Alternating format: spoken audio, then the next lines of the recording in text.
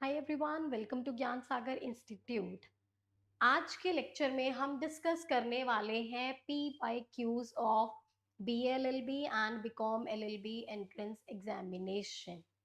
ये पेपर आपका पीयू का एंट्रेंस एग्जाम पेपर है जो कि लास्ट ईयर कंडक्ट हुआ था।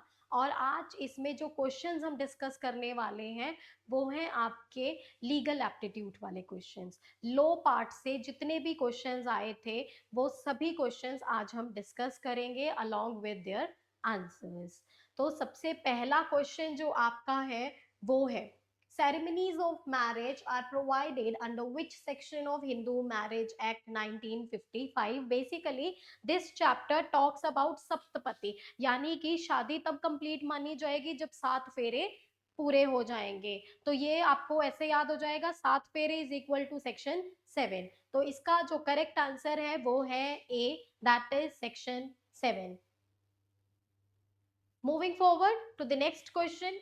ये आपका क्वेश्चन है, non resumption of cohabitation between the parties after the passing of decree of judicial separation is a ground for divorce under section 13(1)(a) I of the Hindu Marriage Act. Non-resumption of cohabitation must be for a minimum period of. Basically, this question talks about कि parties, यहाँ पे आप judicial separation ये कह रहे हैं कि cohabitation नहीं हो रहा है, यानी कि आप लोगों ने अल्टरनेट रेमेडी ली है। जब आप डाइवोर्स लेने के लिए कोर्ट में जाते हैं और कोर्ट आपको डाइवोर्स ना दे करके जुडिशियल सेपरेशन की डिक्री दे देता है, तो जुडिशियल सेपरेट होने के बाद कितने टाइम तक आप लोग एक साथ एज अ हस्बैंड और वाइफ नहीं रह रहे होंगे तब जाके आपको तलाक मिलेगा। तो इसका जो करेक्ट आंसर है वो है 1 ईयर, यानी कि 1 साल तक आप लोगों के बीच में कोहैबिटेशन रिज्यूम नहीं हुआ है, इसीलिए आप लोग अब डाइवोर्स के लिए एलिजिबल हैं। Next question, prompt dower. Prompt dower को और किस नाम से जाना जाता है? देखिए, दो तरीके की डावर होती है आपकी, प्रॉम्प्ट डावर और दूसरी होती है आपकी डेफर डावर। यानी कि कौन सी डावर आप पहले ले लेते हैं और कौन सी डावर जो है वो आप बाद में भी ले सकते हैं। Dawar is also known as मेहर। तो इसका आंसर है आपका मुअज्जल, ऑप्शन डी इसका सही आंसर है। अगला है तुहर। तुहर का मीनिंग क्या होता है? तो तुहर बेसिकली मीन्स, यहाँ पे हम बात कर रहे हैं purity. Period of purity is known as तुहर पीरियड। ये हम इसीलिए ऑब्जर्व करते हैं in order to know that the lady is not conceiving and is totally pure basically. Next, guardian of property in Muslim law is called, यानी कि जो मुस्लिम law है उसमें जो गार्डियन होता है उसे किस नाम से जाना जाता है? यहाँ पे वर्ड प्रॉपर्टी यूज किया गया है जरूर, लेकिन आप प्रॉपर्टी पे ना जाएं, आप वर्ड प्रॉपर्टी को ना देखें, आप यहाँ पे गार्डियन से याद रखेंगे तो भी आपको करेक्ट आंसर पता चल जाएगा, दैट वुड बी वाली। गार्डियन जो है इसका असली वो होगा आंसर वाली। तो वाली इज द करेक्ट आंसर, वाली। Next question, the offence of theft becomes robbery when it is. कब आपका जो चोरी है, मतलब कब थेफ्ट जो है वो आपका रॉबरी बन जाएगा? थेफ्ट आपका रॉबरी तब बनेगा जब वहां पे इमिनेंट डेंजर ऑफ लाइफ होगा, यानी कि इमिनेंट डेंजर ऑफ लाइफ है तो आपका थेफ्ट जो है वो रॉबरी में कन्वर्ट हो जाता है। Next question, which of the following is an inchoate crime? देखिए, इनकोएट क्राइम होते हैं इनकम्प्लीट क्राइम्स। इनकम्प्लीट क्राइम्स यानी कि आप क्राइम तो कर रहे थे लेकिन वो इनकम्प्लीट रह गया है। तो इनकोएट क्राइम यहाँ पे जो आपका आएगा that would be criminal attempt. Criminal attempt जो है वो आपका इनकोएट क्राइम में काउंट होता है। Next, which section of the IPC dealing with sedition has been removed in the भारतीय न्याय संहिता? बेसिकली ये जो आपका BNS है, IPC को रिप्लेस करके BNS आ गया है and they have been a lot of changes. Sections जो हैं वो आपके कम हुए हैं, काफी चेंजेस काफी सारे आए हैं। और सेडिशन जो सेक्शन 124 कैपिटल ए में पहले दिया गया था उसे अब हमने यहाँ से रिमूव कर दिया है। On which day Parliament has received the assent of President on the भारतीय न्याय संहिता? भारतीय न्याय संहिता पर प्रेसिडेंट ने कब अपना असेंट दिया था? तो इसका जो करेक्ट आंसर है that is 25 December 2023. Whoever being the father or mother of a child under the age of dash or having the care of such child shall expose or leave such child in any place with the intention of wholly abandoning such child shall be punished with imprisonment of either description for a term which makes 10 to 7 years or fine or both. Basically हम कह रहे हैं कि mother father या कोई भी guardian अगर अपने कितने साल तक के बच्चे को अगर उसे अबैंडन करते हैं तो उन्हें पनिश किया जाएगा. तो यहाँ पे जो बच्चे की एज रहने वाली है दैट वुड बी 12 इयर्स. ठीक है, इसमें जो बच्चे की एज है वो आपकी 12 इयर्स रहने वाली है. तो answer would be 12 years.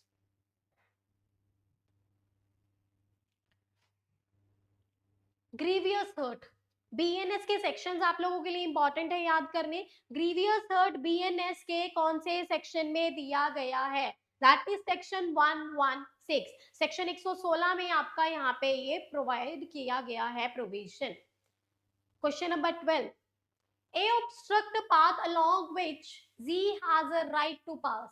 A not believing in good faith that he has the right to stop the path, Z is thereby prevented from passing. Basically यहाँ पे हम बात कर रहे हैं कि एक रास्ते पे आपका जाने का राइट है, आप वहां से क्रॉस कर रहे हैं और सामने से एक थर्ड पार्टी आके आपको रोक देती है कि इस रास्ते से आप नहीं जाएंगे. तो आपने कौन सा ऑफेंस कमिट किया है? तो this is the offence of restrain, wrongfully restraining a person. Option A.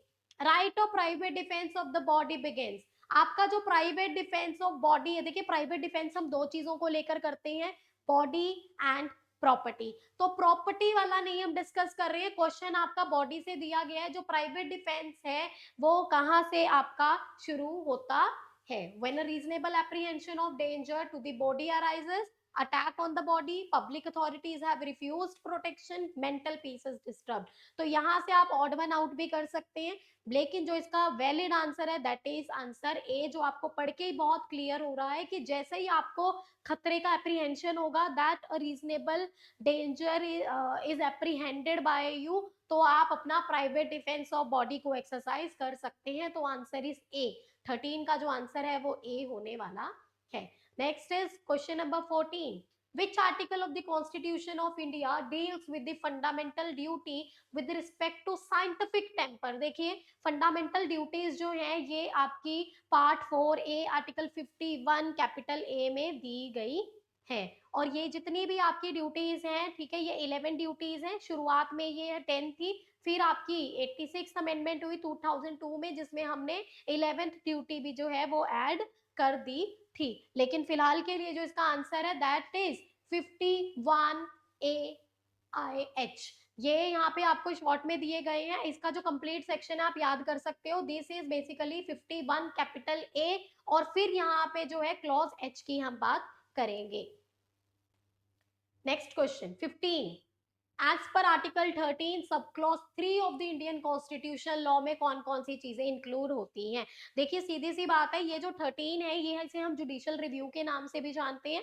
ये जो वर्ड जुडिशियल रिव्यू है ये एक्सप्रेसली आपके कॉन्स्टिट्यूशन में नहीं लिखा है. ये आपको जब इसको हम पढ़ते हैं तब हमें क्लैरिटी आती है कि ये क्या है, जिसमें हम pre constitutional laws, post constitutional laws and of course यहाँ पे लॉ की भी डिफिनेशन दी गई है. तो 13 लेक्चर के 13 आर्टिकल के ऊपर आपको सेपरेट लेक्चर हमारे इंस्टीट्यूट के पेज पर मिल जाएगा. इसका आंसर जो है वो ए है.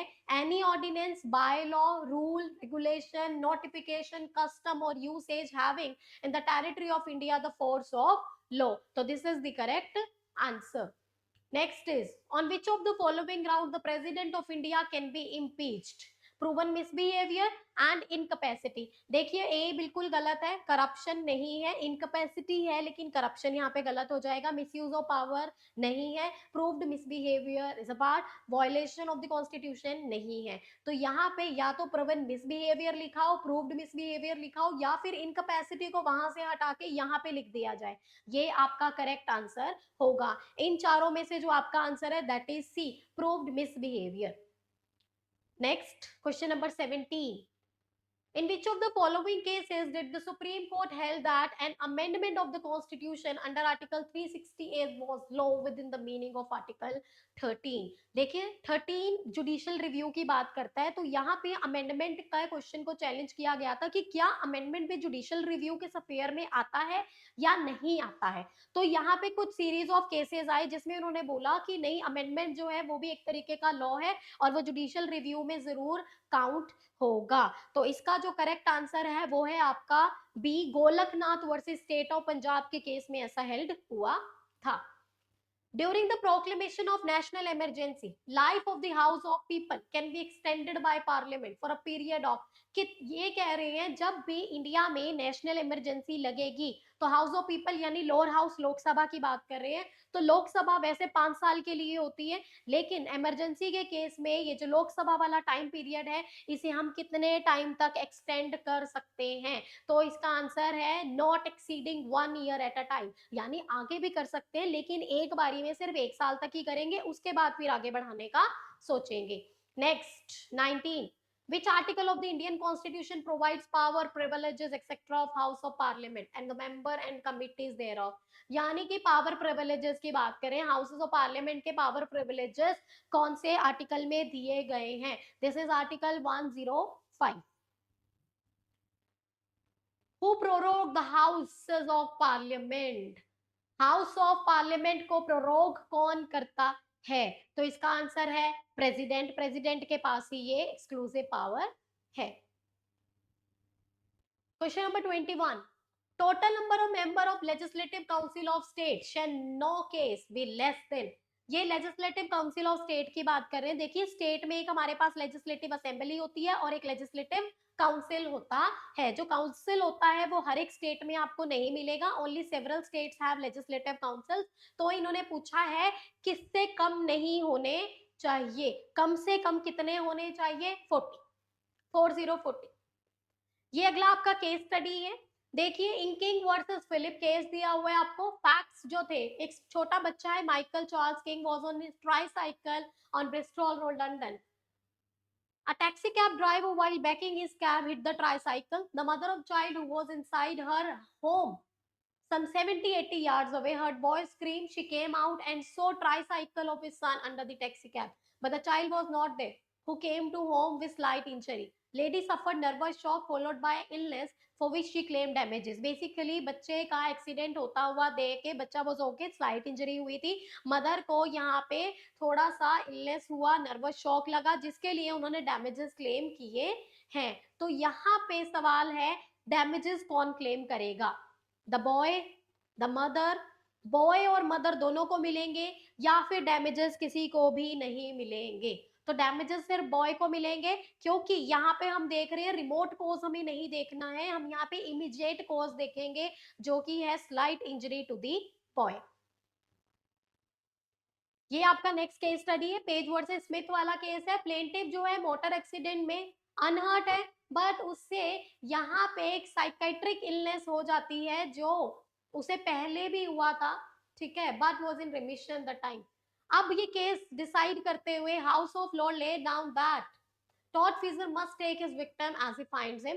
तो यहाँ पे आपको बताना है कि इनमें से कौन सा सही ऑप्शन होगा। डिफेंडेंट लाइबल नहीं होगा क्योंकि प्लेंटिव जो है उसे पहले से ये इलनेस हो चुका था। डिफेंडेंट जो है वो लाइबल नहीं होगा डैमेजेस के लिए, क्योंकि यहाँ पे हमें पिन पॉइंट पता लगाना बहुत मुश्किल है कि ये जो साइकाइट्रिक इलनेस है ये शुरुआत कहाँ से हुई थी। डिफेंडेंट लाइबल है क्योंकि एक्सीडेंट के टाइम पे प्लेंटिव बिल्कुल हेल्दी था, और डिफेंडेंट लाइबल नहीं है क्योंकि उसने बिल्कुल भी प्लेंटिव को फिजिकली इंजर नहीं किया है। तो इसका करेक्ट आंसर क्या होगा?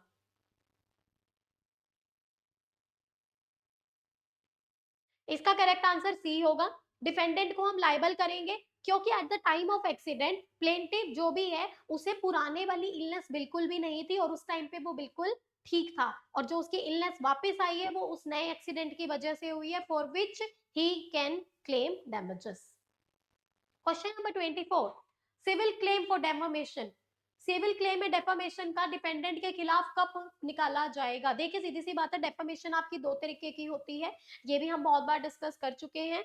आपका एक होता है यहाँ पे लिबेल, एक होता है सिलेंडर, यानी कि libel is the permanent form which is in writing. अगर आप किसी की लिख के डिफेम करते हो किसी को तो उसे लिबेल कहते हैं। एक होता है वर्ड जेस्चर से हम किसी को डिफेम करते हैं तो उसे सिलेंडर कहते हैं। तो ये डेफामेशन होता है। तो डेफामेशन में कब कब केस फाइल किया जा सकता है? तो यहाँ पे ऑप्शंस पढ़ लेते हैं। Statement is made while cross examining, यानी कि किसी और केस में आपको क्रॉस एग्जामिन करते हुए स्टेटमेंट बोली गई। डिफेंडेंट प्रूव कर देता है कि मेरे पास एब्सोल्यूट प्रिविलेज थी। देखिए एब्सोल्यूट प्रिविलेजेस के केसेस में आप पूरे तरीके से इम्यून रहते हो, आपके ऊपर कोई भी डेफामेशन का केस नहीं लगेगा। C is statement is misogynistic slur questioning the character made one person to another in private. और आखिरी है statement is against the deceased person. तो इसका जो करेक्ट आंसर है दैट इज सी। ये जो स्टेटमेंट था आपका, ये स्टेटमेंट बहुत ही ज्यादा क्वेश्चन कर रहा है कैरेक्टर को, दूसरे पर्सन को, तो ये आपके लिए रेपुटेशन हर्ट करने वाली बात है जिसके लिए आप क्लेम कर सकते हैं।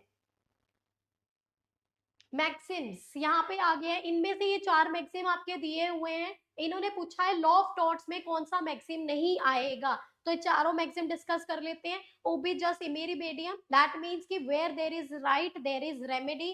वोलेंटी non fit injuria, that means कि when you voluntarily risk your life to suffer some harm, तो उसके बाद आप कोई भी डैमेजेस क्लेम नहीं करेंगे।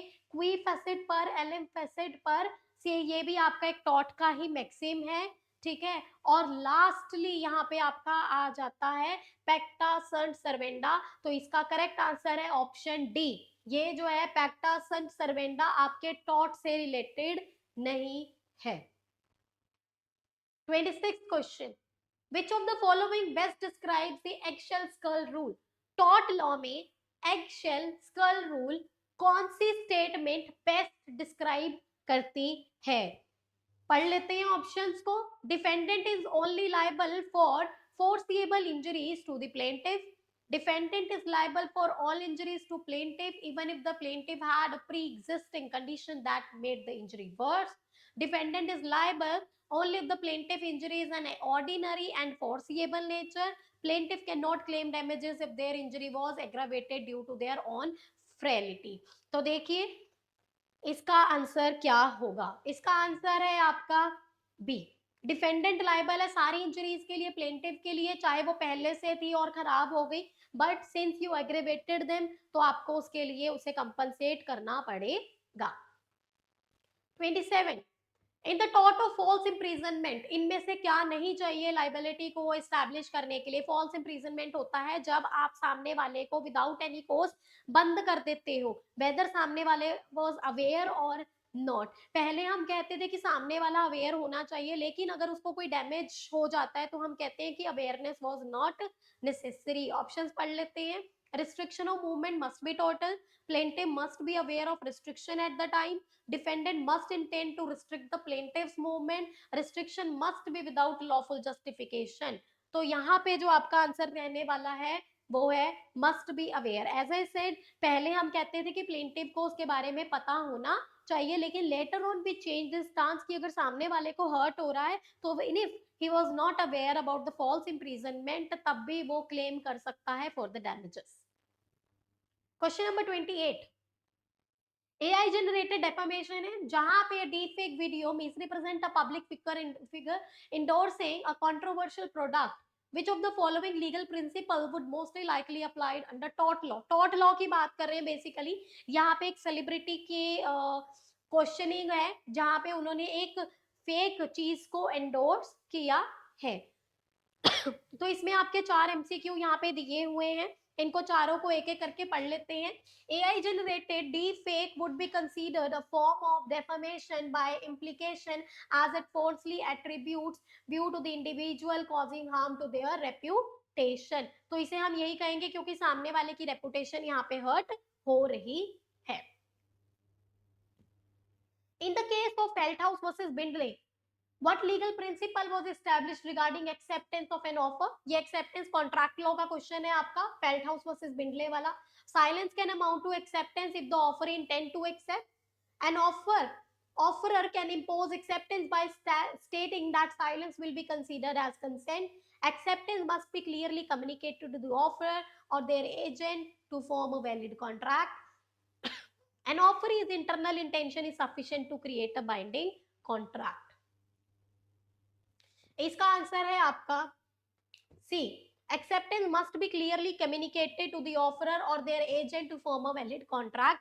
यहाँ पे हम essentials की बात कर रहे हैं कि आप जब भी किसी चीज को एक्सेप्ट करोगे सॉरी तो आपको उसे एक्सेप्ट भी करना पड़ेगा. Acceptance is necessary.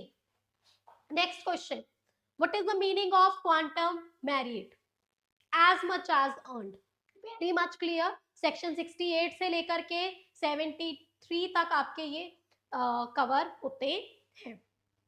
72 68 से लेकर 72 तक आपका ये चैप्टर है अनजस्ट इनरिचमेंट वाला, जिसे हम क्वासाई कॉन्ट्रैक्ट के नाम से भी जानते हैं. ये मैक्सिमम हम उस चैप्टर में यूज करते हैं. As much as is earned.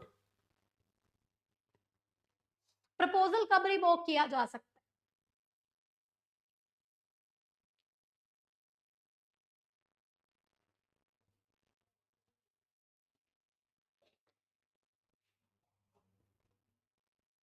देखिए जो एक्सेप्टेंस है, एक्सेप्टेंस प्रपोजल, जो प्रपोजर है, जब तक एक्सेप्टेंस प्रपोजर के अगेंस्ट कंप्लीट नहीं हो जाती तब तक आपका जो प्रपोजल है उसे हम रिवोक कर सकते हैं.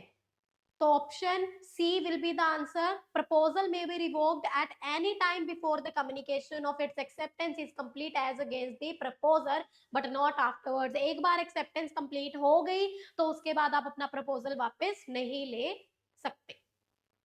प्रपोजल की डेफिनेशन, प्रपोजल की डेफिनेशन आपके सेक्शन 2A में दी गई है कॉन्ट्रैक्ट के. इन सबको पढ़ लेते हैं. when one person signifies to another his willingness to do or abstain from doing anything with the view to obtain the assent of that other to such act or abstinence he is said to make proposal. देखिए ये वाला जो definition है 32 question में, ये ए वाला जो आपका पॉइंट है ये बिल्कुल सेम है जो आपके सेक्शन 2A में दिया गया है. तो हमें बाकी ऑप्शंस पढ़ने की जरूरत ही नहीं है. 33. What is a sound mind for the purpose of contracting?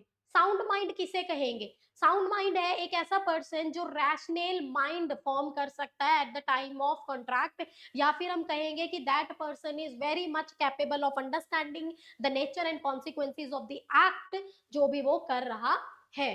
पढ़ लेते हैं options. A person is said to be sound mind for the purpose of making a contract if he at the time when he makes it is capable of understanding it and forming a rational judgment as to its effect upon his interest. तो इसका option हो जाएगा आपका ए. Question number 34. Essentials कौन से section में दिए गए हैं? Section 10. Section 10 of Indian contract act deals with essentials of valid contract. An agreement not supported by consideration.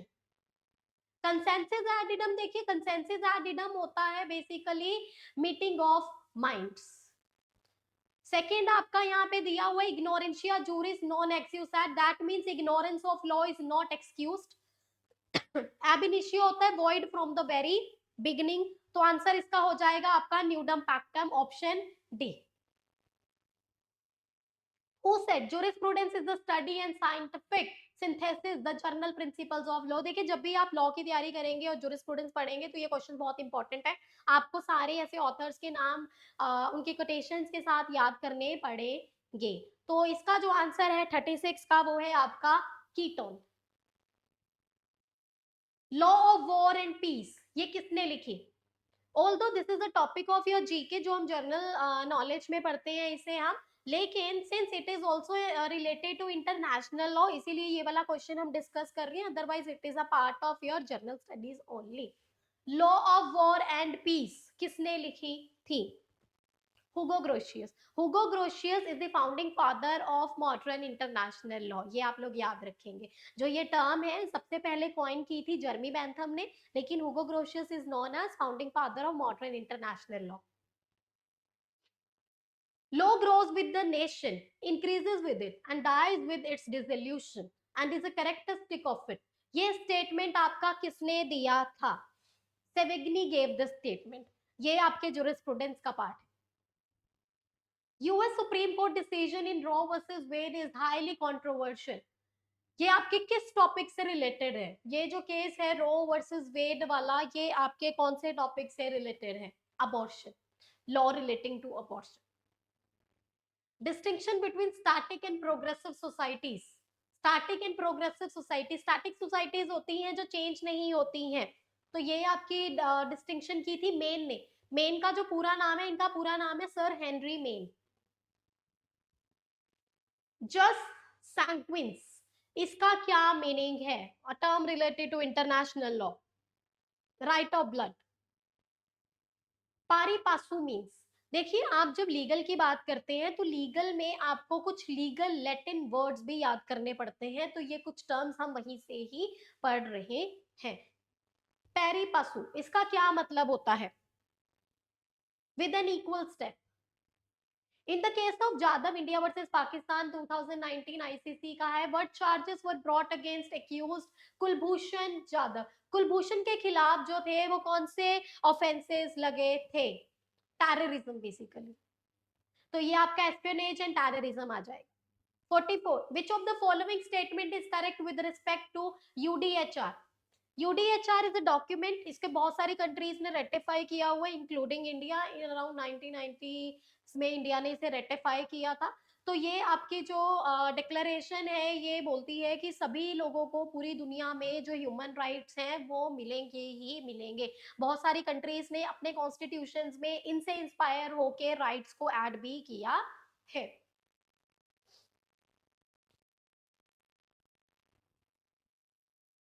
तो पहला statement, it is common standard of achievement for all people and all Nations, तो यही इसका correct answer है।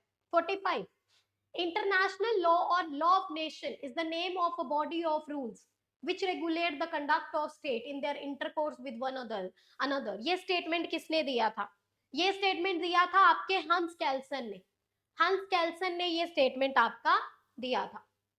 What is the name of agreement signed in 2015 under UN to address climate change के लिए? Paris convention. Climate के लिए हमने Paris agreement आपका साइन किया था, 2015 की बात कर रहे हैं।